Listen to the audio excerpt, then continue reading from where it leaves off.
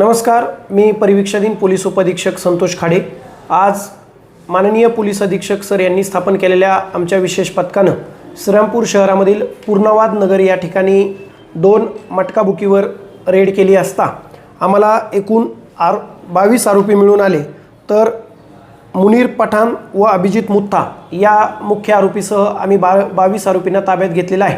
तसेच काही रोख रकमेसहित एकूण 9 वाहनासहित एकूण मुद्देमाल 8,60,260 रुपये आम्ही हस्तगत करून श्रीरामपूर पोलीस स्टेशन शहर पोलीस स्टेशनमध्ये त्यांच्यावरती महाराष्ट्र जुगार कायद्यानुसार गुन्हा दाखल करत आहोत व पुढील कार्यवाही करत आहोत।